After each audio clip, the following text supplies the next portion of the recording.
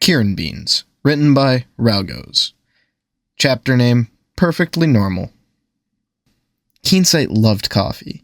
Give him a nice steaming mug of just about any kind of roast with a dash of caramel or cream in it, and he'd be a happy stallion for the rest of the morning. He wasn't picky. That said, he could appreciate the variety of nuances of flavors that coffee beans possess, depending on their cultivars and processing. So when the Kirins broke into the market about a moon ago with their own unique roast, he wasn't surprised that the stuff went flying off the shelves. That's where Equestria's Food and Candy Administration came in. Like it or not, anything produced on that scale had to pass health and safety standards.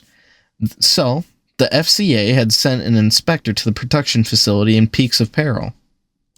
Unfortunately, upon his return, Greg had opted to merely scream about the awful quality of the product and fled without filing a report. Keensight knew his colleague. It was completely unlike Greg to be so crass and unprofessional, and he didn't even want to assume that it was just a Griffin thing or that he simply hated the flavor. Keen hadn't gotten the chance to try Kirin coffee, but surely it couldn't have been that bad. So, Keen felt uniquely qualified and responsible when the FCA sent him to the Peaks of Peril the very next day to pick up where Greg had left off. The train ride had been uneventful, and he was welcomed at the modest production facility with very little fanfare or panic. If they were surprised by the repeat inspection, they didn't show it. That was good. And they even gave him a free sample.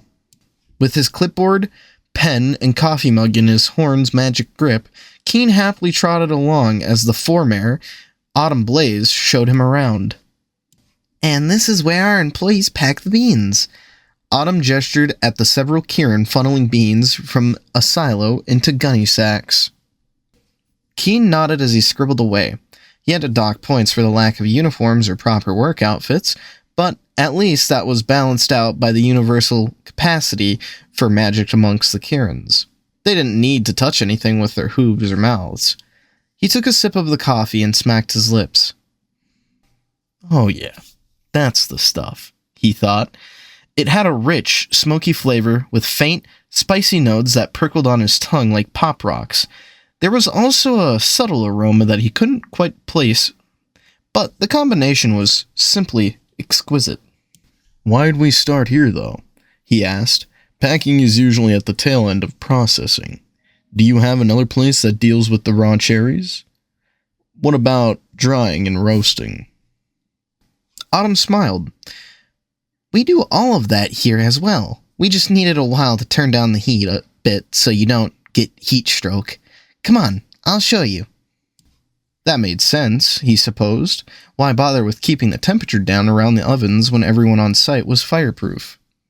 Unfortunately, Autumn was forced to leave him when another employee came and whispered something urgently into her ear. "Sorry, there's something I have to deal with. Just follow this corridor and you'll see the rest of the processes. I'll be back soon," said Autumn as she cantered off. Huh. Keen sipped again and sighed wistfully. Well, if he was free to explore as he pleased, he wasn't going to complain. The first room visible from the corridor was separated by one-way glass windows. About a dozen Kirins sat next to huge baskets filled to the brim with bright red coffee cherries, and they were idly conversating whilst munching away, stuffing themselves silly. In fact, some of their bellies were already quite round. Keen blinked and shook his head as he continued along the corridor. Maybe they had some kind of employee benefiting thingy where they were allowed to help themselves to part of the produce. Or maybe he'd somehow managed to get lost. Seriously, the next window showed what looked like a huge sauna filled with glowing charcoal like the world's hottest ball pit. Dozens of Kirin lay on the infernal surface, either snoozing or casually reading from metal booklets, as tongues of flames caressed their backs and bellies. He had accidentally found a Kirin spa of sorts.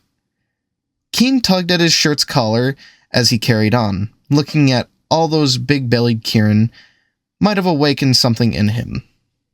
He took a fortifying sip of coffee. So good, he thought to himself. The next visible room was almost 3 stories high. Massive drums slowly rotated in their housings, and he could hear the steady hum of giant fans and rattling beans. Finally, something he recognized. This must be the drying section.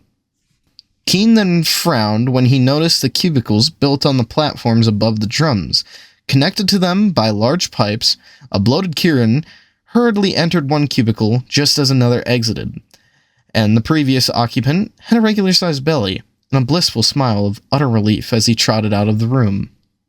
A pit opened up in Keen's stomach as he finally recognized that subtle aroma. "Hi there, sorry for leaving you. Technical problems. Am I right?" Autumn suddenly appeared by his side and grinned.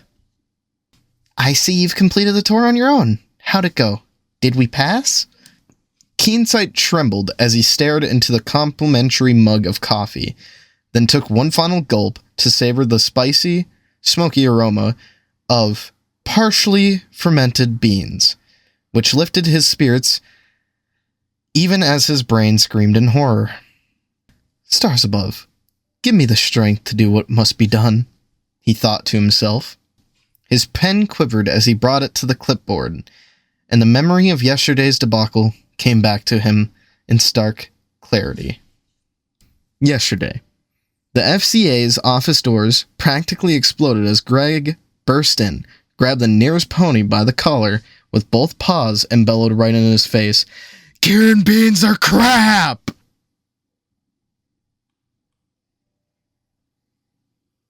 Well, everyone, that was today's story.